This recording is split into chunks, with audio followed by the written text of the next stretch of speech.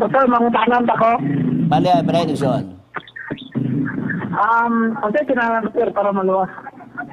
Unsay? Kinahanglan para maluwas. Ang kinahanglan aron maluwas kanang John 3:16, for God so loved the world he gave his only begotten son that whosoever believeth in him. Siya, dili ka mawala kung dili makabaton kag everlasting life. Ang pagtuon nimo diha kan Jesus Christ. Dungaga na to, Epeso 2:8, kamo naluwas sa grasya pinaagis pagtuo og dili sa inyong binuhatan, kini hatag sa Dios. Therefore it is a gift of God. Unya, human ikaw nga nakadawat kang Kristo, Juan 1:12, nahimo kang anak sa Dios. Og sa diyang nahimo kang anak sa Dios, nag-ingon din si Kristo sa John 14:15, if you love me, keep my commandments. Bantay tag sugo. Kay kung dili ka magbantay og sugo, nag-ingon sa unang Juan 3:4, siya ako nagaingon na kaila kaniya, apan wa magbantay og sugo, kini siya bakakon og wala diha kaniya ang kamatuoran. Follow up, Igsoon. So ang kinahanglan, Pastor, pagtuo. Go ahead. Padayon. Pastor, Sa pamaligson. Go ahead. so ang kinahanglan para maluwas, Pastor, pagtuo. Kato lagi akong gitubag sa imo ganina tanan. Ha? Ang akong giingon, John 3:16, Ephesians 2:8, nakaisgot dyan ko John 1:2, John 1:12, yan, nag-ingon na ko John 14:15, nga kung nahigugma ka kang Kristo, bantayan yung sugo, o naingon na ko sa 1 John 3:4, 2:4 nga, kung ikaw nakaila ka niya, pan wa magbantay yung sugo, ikaw bakakon o wala ang kamaturan. Padayon, Igsoon.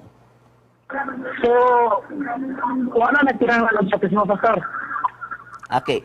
Ang bautismo, Igsoon, ebidensya ka na, resulta ka na, og imo ka nang gitawag og public announcement, acceptance, na imong gidawat si Kristo, ingol nga personal nga mangluluwas. Human ikaw nagdawat kang Kristo. Human ikaw nagrepent, naghinulsol, magpabautismo dayon ka. Buhat Kapitulo 2, 2 versikulo, gitawag na to og 37 og 38. Nagyon.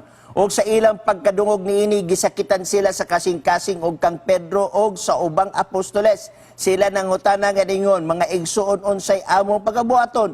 Og si Pedro mitubag kanila, pag hinulsol kamo og pabautismo.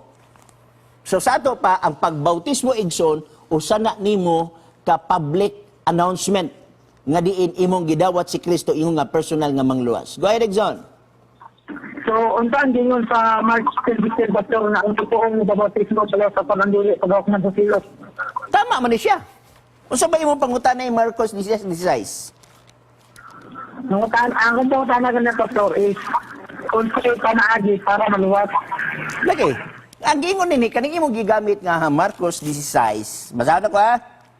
16. Ang mutuo og magpabautismo maluwas apan ang dili mo to paghukman sa silot. Unsa may problema ana Igsoon?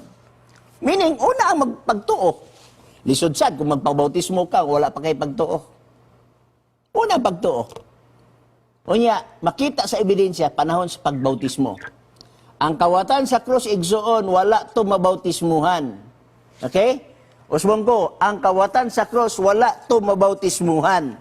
Pero naluwas to siya. Lucas Kapitulo 23, versikulo 43. Usbong ko ha, wala siya mabautismuhan, pero kay naa siya pagtuo, maluwas siya. Okay? 23:43 nagingon. Okay? Mato pa niya, kaniya si Jesus mitubag nga nagingon sa pagkatinuod, magaingon ako kanimo, nga karong adlaw adto ikaw sa paraiso. So, kung ikaw nag-ungaw sa kamatayon, nga wala na kay panahon nga magpabautismo, maluwas gyapon ka. Basta na kay pagtuo. Pero kung naa pa kay higayon, nga mupakita sa imong gugma kang Ginoong Hesus, pinaagi usab sa bautismo, well and good. Pero di ta mo ingon nga ang bautismo makaluwas, kay kung ang bautismo makaluwas, now, duha na ang imong maluluwas, si Kristo og bautismo. Kung ingon ta ang bautismo makaluwas, ang kawatan nganong naluwas siya. Ang punto magud sa bautismo igsoon, usa na ka public announcement nga imong gidawat si Kristo ingon nga personal nga manluwas og simbolo sad na siya sa paglubong sa imong mga kasalanan. Padayon igsoon. Okay. Subutan. Wala? Sir. Padayon. Okay. Ako na ito, sir. Salamat. Okay, daghang salamat usab sa imong pagpanawag.